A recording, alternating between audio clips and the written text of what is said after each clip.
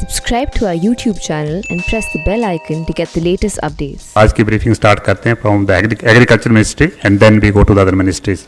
So I will request Alpana please. Good evening. I will give you a brief overview of the positive work done for the welfare of farmers, poor people, and people in rural areas to fight against COVID-19. Ministry of Agriculture, next slide please. Overcoming the lockdown restrictions, sown area of summer crops has increased significantly, registering 36% increase over the last year, pushed up mainly by rice cultivation. Farming operations in the field, harvesting and sowing, have been exempted from lockdown, but social distancing and social responsibility has to be maintained.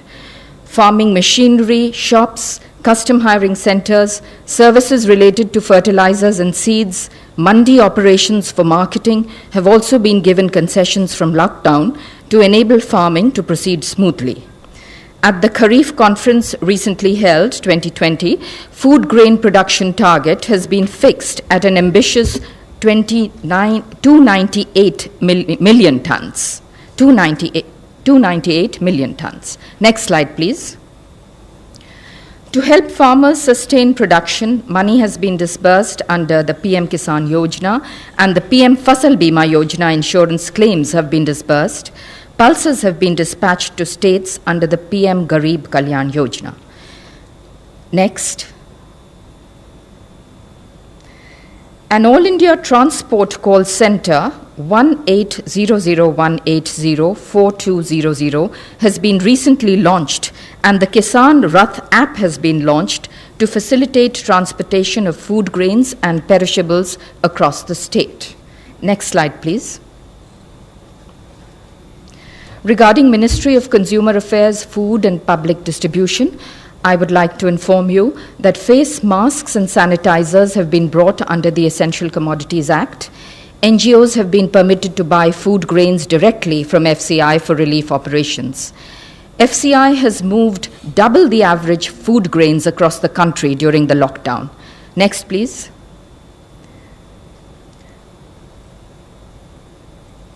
Next. Ministries of Rural Development and Panchayati Raj, I would like to inform you that government has hiked the Manrega wages in the wake of COVID-19 pandemic. The average increase is Rs 20. There has been a direct cash transfer to women under the Pradhan Mantri Jan Dhan Yojana account holders under PM Garib Kalyan package. The self-help group women have helped in this effort. The women self-help groups under the NRLM, the National Rural Livelihood Mission, are making protective face covers, sanitizers, soaps, and are running community kitchens in large numbers. Thank you. Thank you, Alpana. Now the Ministry of Home Affairs, please. गृह मंत्रालय की तरफ से update है. गृह मंत्रालय निरंतर lockdown measures के एनफोर्समेंट को मॉनिटर कर रहा है. जहां भी लॉकडाउन का उल्लंघन हो रहा है, वहां राज्य सरकारों के साथ संपर्क करके उचित कार्यवाही की जा रही है. कल गृह मंत्रालय ने एक बार फिर सभी राज्यों और केंद्र शासित प्रदेशों को पत्र लिखकर राज्यों का ध्यान इस बात पर आकृष्ट किया है कि आपदा प्रबंधन अधिनियम के अंतर्गत जो दिशा निर्देश जारी किए गए हैं, उनमें स्पष्ट रूप से लिखा गया है कि राज्य सरकारें इन दिशा निर्देशों का सख्ती से अनुपालन करेंगी. अपने लोकल एरियाज़ की आवश्यकता अनुसार वे ज़्यादा सख्त कदम उठा सकती हैं, परंतु दिशा निर्देशों को डाइल्यूट नहीं कर सकती, कमज़ोर नहीं कर सकती. गृह मंत्रालय ने उनका ध्यान माननीय सर्वोच्च न्यायालय के 31 मार्च 2020 के आदेश में की गई टिप्पणी की ओर भी आकृष्ट किया है कि सभी राज्य सरकारें, सार्वजनिक प्राधिकारी और देश के नागरिक ईमानदारी और निष्ठा से सार्वजनिक सुरक्षा के हित में भारत सरकार द्वारा जारी किए गए निर्देशों और आदेशों का पालन लेटर और स्पिरिट में करें. यह पत्र इसलिए आवश्यक हो गया था क्योंकि कुछ राज्यों में उन गतिविधियों को भी इजाज़त दी जा रही थी जिनकी गृह मंत्रालय द्वारा जारी किए गए दिशा निर्देशों के अंतर्गत अनुमति नहीं है। गृह मंत्रालय ने कल पत्र लिखकर केरल सरकार द्वारा जारी संशोधित दिशा निर्देशों पर भी अपनी चिंता व्यक्त की है। कुछ गतिविधियों की अनुमति दी गई है उनके द्वारा जो आपदा प्रबंधन अधिनियम 2005 के तहत गृह मंत्रालय द्वारा जारी आदेशों का उल्लंघन है और लॉकडाउन नियमों को भी क्षीण कर रहा है। उनसे अनुरोध किया गया है कि राष्ट्रीय लॉकडाउन नियमों का अनुपालन सुनिश्चित करें। कुछ जिलों में भी लॉकडाउन नियमों के उल्लंघन के कुछ मामले सामने आए हैं जो स्वास्थ्य के लिए गंभीर खतरा पैदा कर सकते हैं। कुछ जिलों में कोविड-19 के संक्रमण की स्थिति गंभीर है या गंभीर होती जा रही है, जैसे राजस्थान में जयपुर, मध्य प्रदेश में इंदौर, महाराष्ट्र में मुंबई और पुणे, पश्चिम बंगाल में कोलकाता, हावड़ा, 24 परगना नॉर्थ, मेदिनीपुर ईस्ट, दार्जिलिंग, जलपाईगुड़ी और कालिम्पोंग। इन चारों राज्यों के प्रभावित जिलों का ऑन द स्पॉट आंकलन करने के लिए आपदा प्रबंधन अधिनियम 2005 के अंतर्गत गृह मंत्रालय ने 6 इंटर मिनिस्टीरियल सेंट्रल टीमों का गठन किया है। ये टीमें अपने निर्धारित स्थान पर पहुंच चुकी हैं। इन टीमों का भारत सरकार के एडिशनल सेक्रेटरी के स्तर के अधिकारी लीड कर रहे हैं। प्रत्येक टीम में 6 सदस्य हैं, जिनमें एक सीनियर पब्लिक हेल्थ स्पेशलिस्ट तथा नेशनल डिजास्टर मैनेजमेंट अथॉरिटी के एक सीनियर अधिकारी भी शामिल हैं। इस प्रकार गृह मंत्रालय का यह प्रयास है कि उपलब्ध एक्सपर्टीज को जितना मुमकिन हो सके उतना राज्यों के साथ साझा करें, जिससे कि लोक हित में सबकी मदद हो सके। ये टीमें हॉटस्पॉट एरियाज, हेल्थ और मेडिकल इंफ्रास्ट्रक्चर के प्रबंधन और आपदा प्रबंधन के मुद्दों पर राज्य सरकारों का सहयोग करेंगी तथा लॉकडाउन नियमों के अनुपालन के अलावा आवश्यक वस्तुओं की आपूर्ति, सोशल डिस्टेंसिंग के अनुपालन, स्वास्थ्य सुविधाएं, स्वास्थ्य कर्मियों की सुरक्षा, गरीब एवं श्रमिकों के लिए राहत शिविरों की स्थिति आदि पर अपनी रिपोर्ट देंगी। आशा है इन कदमों के साथ हम मिलकर कोविड-19 के खिलाफ अपनी मुहिम में सफल होंगे। धन्यवाद। धन्यवाद। Health ministry representative please. अब तक टोटल 2546 लोग क्योर हो चुके हैं, जो कि हमारी ओवरऑल क्योर परसेंटेज को 14.75% तक लेके जाता है। कल से एडिशनल कंफर्म केसेस देश में 1553 आए हैं, which takes the total number of confirmed cases in the country to 17,265। Last 24 hours में 36 न्यू डेथ्स भी रिपोर्ट हुई हैं। माननीय स्वास्थ्य मंत्री जी ने कोविड-19 मैनेजमेंट की तैयारियों की समीक्षा के तहत कल Rajiv Gandhi super speciality hospital का दौरा भी किया। उन्होंने फ्रंटलाइन वर्कर्स के एफर्ट की तारीफ की, कहा कि आज जो हमारा इंक्रीज रिकवरी रेट आ रहा है वह हमारी क्वालिटी ऑफ केयर को रिफ्लेक्ट करता है।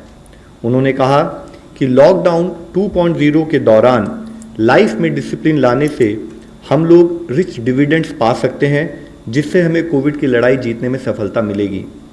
G20 एक इंटरनेशनल फोरम है जिसमें 19 देश और यूरोपियन यूनियन के नेशन मेंबर्स फाइनेंशियल इश्यूज के साथ साथ सोशियो इकोनॉमिक इश्यूज पर भी डिस्कस करते हैं। G20 के मेंबर नेशंस वर्ल्ड का 80% इकोनॉमिक आउटपुट, ग्लोबल पॉपुलेशन 2/3 और 3/4 जो इंटरनेशनल ट्रेड है उसको रिप्रेजेंट करते हैं। उस G20 के स्वास्थ्य मंत्रियों की कल एक वीडियो कॉन्फ्रेंस के द्वारा मीटिंग हुई, जिसमें कोरोना वायरस से निपटने के लिए कोऑपरेशन और कोलैबोरेशन के इशू पर डेलिब्रेट किया गया। माननीय मंत्री जी ने इन टेस्टिंग टाइम्स के दौरान सभी मेंबर स्टेट्स के साथ मिलकर काम करने के लिए भारत के कमिटमेंट को जाहिर किया। उन्होंने कहा कि भारत G20 के देशों के साथ मिलकर वैक्सीन डेवलपमेंट और ड्रग डेवलपमेंट पर काम करना चाहेगा।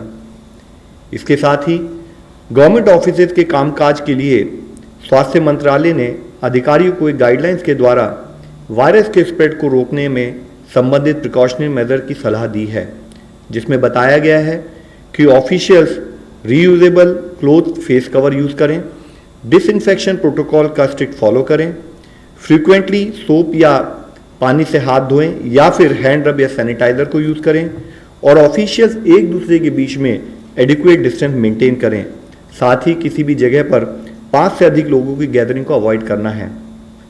डबलिंग रेट ऑफ केसेस, जिसका मतलब है कि कितने दिनों में टोटल केस काउंट डबल हो रहा है, उसको हम अलग अलग इंटरवल्स पर कैलकुलेट करते हैं, और जिसके तहत हमने पिछले 7 दिनों के डबलिंग रेट के बेसिस पे जब कैलकुलेट किया तो देखा कि इंडिया का डबलिंग रेट लॉकडाउन से पहले जो 3.4 था, अब वह इंप्रूव होकर 7.5 हो चुका है। और इससे संबंधित और भी एक अच्छी न्यूज़ ये है कि अगर हम 19 अप्रैल तक का डेटा लें तो इस नेशनल एवरेज के तहत 18 स्टेट्स में नेशनल एवरेज से बेटर परफॉर्मेंस और बेटर इंप्रूवमेंट नोटिस किया गया है, जिसमें कि दिल्ली में डबलिंग रेट 8.5 डेज है, कर्नाटका में 9.2 डेज है, Telangana 9.4 days, Andhra Pradesh 10.6 days, Jammu Kashmir 11.5 days, Punjab 13.1 days, Chhattisgarh 13.3 days, Tamil Nadu 14 days और बिहार 16.4 डेज।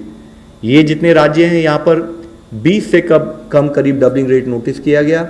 इसके साथ ही कुछ राज्यों में 20 से 30 के दिनों में भी डबलिंग रेट नोटिस किया गया, जो उनकी परफॉर्मेंस को दर्शाता है, जिसमें अंडमान निकोबार 20.1 है, Haryana 21 days, Himachal Pradesh 24.5 days, Chandigarh 25.4 days, Assam 25.8 days, Uttarakhand 26.6 days, Ladakh 26.6 days. इसके साथ ही हमारी कुछ स्टेट इवन उनका 30 दिनों से भी ज़्यादा डबलिंग रेट, यानी कि उनकी परफॉर्मेंस, उनका केस मैनेजमेंट में हम इम्प्रूवमेंट नोटिस कर रहे हैं, वह है उड़ीसा और केरला। मैं ये एक बहुत अच्छी हार्टनिंग न्यूज़ के रूप में आप लोगों के सामने प्रस्तुत करना चाहूँगा, और राज्य और जिला स्तर पर जो हमारे कोविड के फील्ड वॉरियर्स काम कर रहे हैं इस विषय में, उनको धन्यवाद देना चाहूँगा। It is however we would also like to point out कि हम एक लड़ाई में हैं, हम एक बैटल में हैं और हम आराम नहीं कर सकते। एक भी दिन की हमारी विफलता या एक भी व्यक्ति की विफलता हमारे इस क्यूए रिजल्ट को, परिणामों को नेगेट कर सकती है, और इसलिए ज़रूरी है कि हम सारी गाइडलाइंस का यूनिफॉर्म इम्प्लीमेंटेशन करें। हमें कुछ और राज्यों से अच्छी खबरें भी आ रही हैं, जैसे गोवा के सभी पेशेंट्स को रिकवरी के बाद हॉस्पिटल से डिस्चार्ज कर दिया गया है। अब गोवा में कोई भी एक्टिव केस नहीं है। इसी तरीके से जैसे कि कल आप लोगों की दृष्टि में लाया था, माही और कोडगू, इन दोनों जिलों में जहां पर कि पिछले 28 दिनों से कोई केस नहीं आया था, उसमें एक और जिला जुड़ गया है, वह है पौड़ी गढ़वाल उत्तराखंड से। साथ ही टोटल 59 डिस्ट्रिक्ट्स हैं 23 स्टेट और यूनियन टेरिटरीज से, जहां पर पिछले 14 दिनों से कोई केस नहीं आया है, जिसमें 6 नए जिले जुड़े हैं। वह हैं डूंगरपुर और पाली राजस्थान से, जामनगर मोरबी गुजरात से, नॉर्थ गोवा गोवा से, गोमती त्रिपुरा से। और इससे संबंधित हम आप लोगों से रिक्वेस्ट करना चाहेंगे कि फिर भी हमें हर तरीके से सतर्क रहने की आवश्यकता है। दूसरे देशों की तुलना में अगर भारत आज इस सिचुएशन को मैनेज करने में प्रयत्न कर रहा है, उसमें जो भी रिलेटिव सक्सेस मिली है, उसका सबसे मुख्य कारण है कि इस लड़ाई में गवर्नमेंट के साथ साथ हर सिटीजन मिलकर लड़ाई लड़ रहा है। कम्युनिटी इन्वॉल्वमेंट, कोऑपरेशन और कम्युनिटी लीडरशिप हमारे मैनेजमेंट का एक मुख्य कारण रहा है। माननीय प्रधानमंत्री जी की अपील के तहत देश का हर नागरिक इस लड़ाई में जुड़कर लड़ रहा है, फिर चाहे वह लॉकडाउन का इम्प्लीमेंटेशन हो या सोशल डिस्टेंसिंग से रिलेटेड बिहेवियर चेंज हो, कंटेनमेंट जोन में लॉकडाउन का स्ट्रिक्ट इम्प्लीमेंटेशन हो, कॉन्टैक्ट ट्रेसिंग और सर्वेलेंस से हम हेल्थ वर्कर्स का सहयोग करते रहें, और हर तरीके से फील्ड स्थाई पर पेशेंट मैनेजमेंट पर फोकस कर कर हम मॉर्टैलिटी को अवॉइड करें, यह हमारा प्रयत्न होना चाहिए।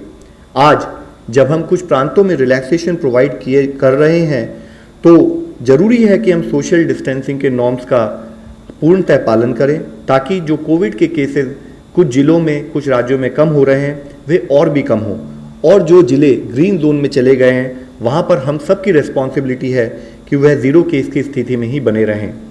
हम सभी को पता है कि इस बीमारी की कोई अभी तक वैक्सीन नहीं है। इसकी अब केवल एक ही वैक्सीन है जो हमें सबसे ज़्यादा इफेक्टिव सपोर्ट करती है, वह है सोशल वैक्सीन यानी सोशल डिस्टेंसिंग। इसीलिए फिर आप लोगों से विनती है, आपके द्वारा सबसे विनती है कि काइंडली हमें सपोर्ट करें कि सोशल डिस्टेंसिंग और प्रिवेंटिव गाइडलाइंस का पालन देश का हर व्यक्ति एक जिम्मेदारी के रूप में करता रहे और बिहेवियरल चेंज के रूप में अपनी ज़िंदगी में अपनाएं, ताकि हम इस लड़ाई से जीत सकें। धन्यवाद। Now, online question for ICMR. The rapid antibody tests have come under scanner world over for quality issues. Did ICMR conduct batch-wise quality tests before dispatching them to states, as certain states have raised concern about their quality? ये जो rapid test हैं, जैसा मैंने बोला, सारे दुनिया में कहीं भी उसको इंडिविजुअल के डायग्नोसिस के लिए इस्तेमाल नहीं करते, क्योंकि अभी भी एक चीज़ कायम है कि इस विषाणु के खिलाफ एंटीबॉडी जो डेवलप होती है, वो एंटीबॉडी कितनी पावरफुल होगी, वो इम्यून रिस्पांस का द्योतक होगी क्या, इसका कहीं पता नहीं है। ऐसे रहते हुए भी इसका इस्तेमाल सर्वेलेंस पर्पस के लिए हो सकता है, क्योंकि सर्वेलेंस में मैंने जैसे पहले एक बार बताया था, मैं अगर ये बताना चाहता हूँ कि 5%, समझ लीजिए कहीं सर्वे किया, 5% लोगों को बीमारी थी, वो अगर 4.5 भी आई और वो कंसिस्टेंट एरर, उसी ढंग से वही टेस्ट आप इस्तेमाल कर रहे हैं, उसी से भी उतनी 4.5 4.3 भी आई, कंसिस्टेंट रही वो एरर, तो उसमें एपिडेमियोलॉजिक सर्वेज में जहां हम ट्रेंड मॉनिटर कर रहे हैं उसमें ज़्यादा फर्क नहीं पड़ता है, क्योंकि वो गिनती ही कम करता है। आपको अगर उदाहरण देना है तो सादे ढंग से देता हूँ। जैसे अगर वो इलेक्ट्रॉनिक वेइंग मशीन होता है और उसका कंपैरिजन हम जो बाथरूम स्केल इस्तेमाल करते हैं वज़न के लिए, वो दोनों में अगर हमने देखा, इलेक्ट्रॉनिक वेइंग मशीन जो होगा उस पर एक्यूरेट आएगा, लेकिन जो बाथरूम वेइंग मशीन है उसमें एरर रहेगी। लेकिन अगर वज़न देखना है तो हमको 100 ग्राम से फ़र्क आया क्या, इससे हमको कोई फ़र्क नहीं पड़ता। जब हम वज़न 60-70 किलो का देख रहे हैं, वो थोड़ा कम ज़्यादा इधर उधर हुआ तो भी चल जाता है। इसकी ये तो पहली बार टेस्ट आई है हमारे यहाँ, तो एक ही बैच जो आई है तो वो सवाल तो उठेगा नहीं। ये सारी टेस्ट जो एंटीबॉडी टेस्ट आई हैं उनकी ये CE-IVD अप्रूव्ड हैं, इनको टेस्ट किया गया था कि ये उसकी जो सेंसिटिविटी स्पेसिफिसिटी क्लेम्ड है वो उसके कॉन्फिडेंस के रेंज में है क्या करके, उसमें वो ठीक पाई गई। हमको जो दूसरी एक ये मिली है कि वेस्ट बंगाल में कुछ टेस्ट जो BGI किट करके माना जाता है, RT-PCR किट, वो RT-PCR किट बराबर काम नहीं कर रहा है, ऐसे हमको एक ग्रीवेंस मिला।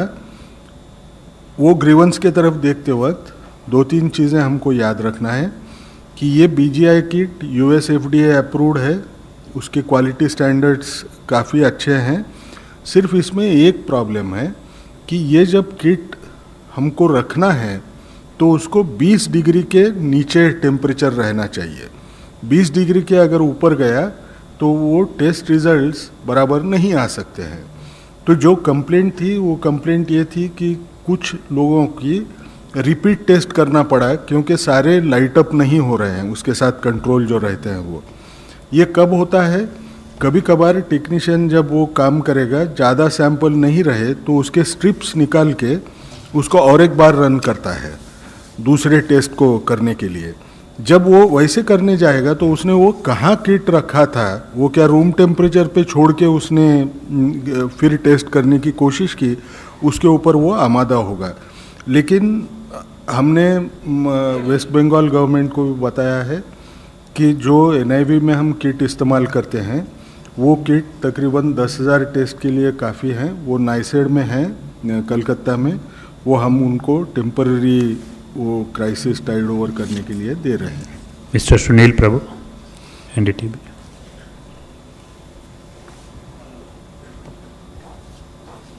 Hello. To the MHA, there has been some reactions from states like West Bengal about the spirit of federalism, about the ICMT teams which have been sent. I know the guidelines of the National Disaster Management Act and why you have sent those teams. But states have some certain misgivings, as well as the fact that you're using and not an order, but a direction which has been said in a Supreme Court judgment. There's a big difference. Even Supreme Court judges have pointed out that that cannot be seen as an order. It's only a direction. But you are saying you have said please see it as a direction. Whatever is being said, the observations should be read as directions. And to ICMR, what is the issue about the fact that asymptomatic people are turning positive? How do you respond to that? Asymptomatic people turning positive यानी positive आदमी asymptomatic दिखा, ऐसे आपको कहना है ना? Asymptomatic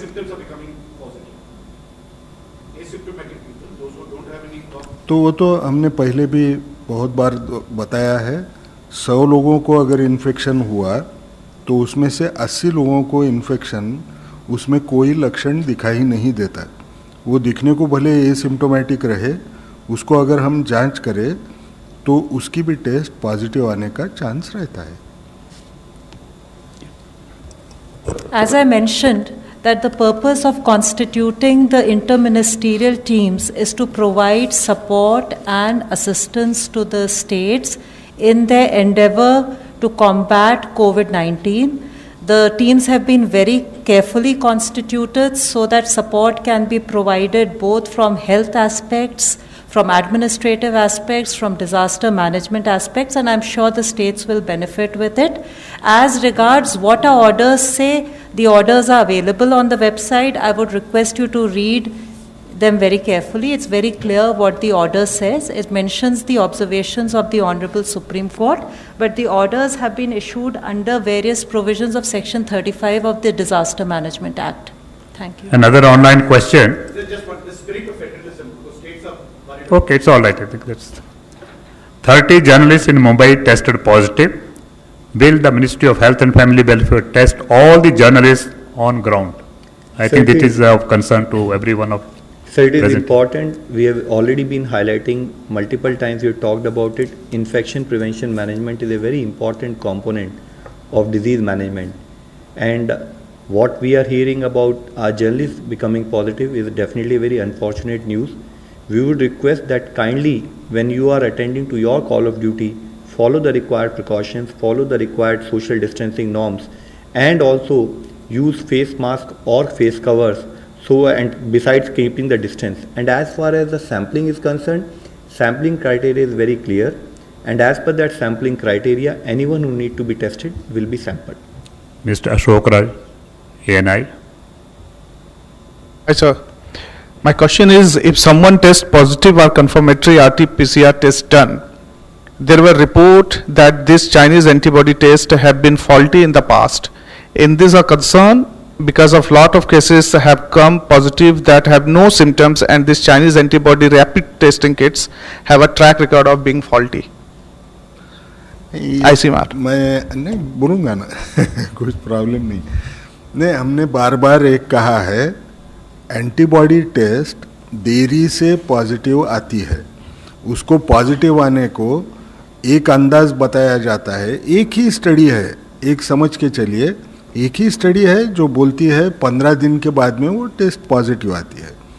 PCR ये पहली टेस्ट होती है जो सबसे यानी अच्छी टेस्ट करके मानी जाती है, जिसमें इंडिविजुअल को बीमारी है क्या नहीं ये तय किया जा सकता है। वो टेस्ट बहुत पहले पॉजिटिव आ जाती है। जब इंसान सिम्टोमेटिक रहे तो वो तो पक्का पॉजिटिव रहती है। अब ये जो डिस्कॉर्डेंस है, यानी पीसीआर पॉजिटिव आएगा लेकिन एंटीबॉडी तैयार होने को टाइम लगेगा, ये तो नेचुरल है, यानी ये बीमारी में दिखाई देता है। तो इस किस्म की डिस्कॉर्डेंस हमको दिखेगी। Avantika Ghosh, Indian Express.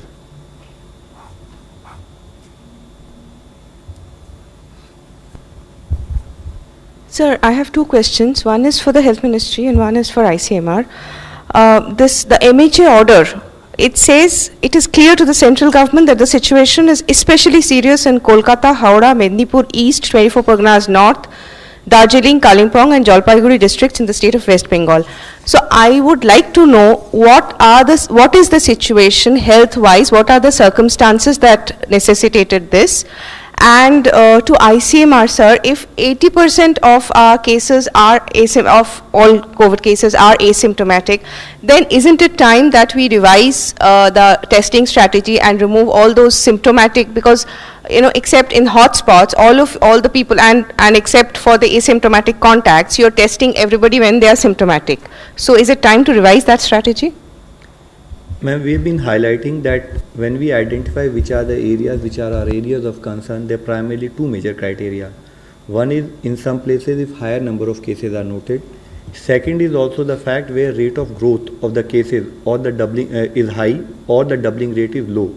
So these become our primary criteria to identify where we need to have effective intervention so as to ensure that those areas do not lead to larger number of cases further. Mr. Rajat, NewsX. हाँ दे देता हूँ। एक चीज़ हमको समझना है, मैंने जैसे बोला कि RT-PCR टेस्ट ज़्यादातर इंसान सिम्टोमेटिक हुआ उस टाइम पे पॉजिटिव आती है। इंसान को सिम्टोमेटिक होने के लिए भी वक्त लगता है, ठीक है। इसका मायना क्या है, मैंने उसको जब मैं वो एसिम्टोमेटिक रहेगा उस टाइम पे ये टेस्ट का पॉजिटिव आने का चांस उतना ही कम होते जाएगा जितना वो इन्फेक्शन के कितना नज़दीक है उसके ऊपर वो रहेगा। अब रहा सवाल कि क्या इसकी वजह से, अब ये टेस्ट के लिमिटेशंस हैं। मैं जैसे बार बार एक कह रहा हूँ कि कुछ चीज़ें गिवन है, ये नई बीमारी है, ये बीमारी को समझने की जब लोग देख रहे हैं उस बीमारी के तरफ, उसी वक्त इंटरवेंशन भी करना, इतना ही तेज़ी से करना ये ज़रूरी बन रहा है। जो है उसको समझ के जितना कर सकते हैं उतना कर रहे हैं। रहा सवाल अभी इस हमने गाइडलाइंस बदलना चाहिए क्या। जैसे मैंने बोला, जितने आप इन्फेक्शन के टाइम पॉइंट के नज़दीक जाएंगे उतना ये टेस्ट पॉजिटिव आने का चांस और कम होते जाएगा। सिम्टम्स जब रहते हैं उस वक्त ये टेस्ट पॉजिटिव आती है। इसका मतलब उसकी कॉस्ट इफेक्टिवनेस या रिस्क बेस्ड अप्रोच, इसमें हमको यील्ड कम होते जाएगी। इसको अभी बदलना चाहिए क्या, ये सोचना भी शायद अभी मैं बोल नहीं पाऊंगा। क्या मैं ऐड करना चाहूँगा इस विषय में। जैसे कि डॉक्टर साहब ने बताया है, एक्चुअली अराउंड 80% केसेस या तो एसिम्टोमेटिक या माइल्ड सिम्टम्स के साथ पाए जाते हैं। जो वर्ल्ड वाइड हम लोगों ने इसको एनालिसिस किया है, अराउंड 15% केसेस हैं जो सीवियर केसेस में कन्वर्ट होते हैं, जिनको हो सकता है कि ऑक्सीजन सपोर्ट की ज़रूरत पड़े, और 5% केसेस जो होते हैं वो क्रिटिकल केसेस में कन्वर्ट होने के चांसेस होते हैं। तो जो हमारा टेस्टिंग क्राइटेरिया है वो काफ़ी डिटेल्ड है। अगर आप देखें उसमें सिम्टोमेटिक कॉन्टैक्ट्स जो कि लैब कन्फर्म्ड केसेस के या हेल्थ केयर वर्कर्स हैं जो सिम्टोमेटिक हैं, और साथ में एसिम्टोमेटिक अगर वो डायरेक्ट या हाई रिस्क कॉन्टैक्ट होते हैं किसी कन्फर्म केस के, उन दोनों का भी प्रोविज़न किया गया है। तो अभी जो हमारा testing criteria it takes into account the point आपने मेंशन किया है, और साथ में ये हमारे जो सैम्पलिंग क्राइटेरिया है वो सीवियर एक्यूट रेस्पिरेटरी इलनेस पर भी फोकस करते हुए भी उनकी भी टेस्टिंग करता है। मैं ही भूल गया ये बात, लेकिन हाई रिस्क एरिया में हमने even ILI influenza like illness यानी एकदम माइनर इलनेस को भी जांच करने के लिए रखा है। अब इससे आगे कहाँ तक जा सकते हैं ये तो टाइम बताएगा, जैसे बीमारी और या टेस्ट सुधरेगी। Last question mister Madhurendra, news nation.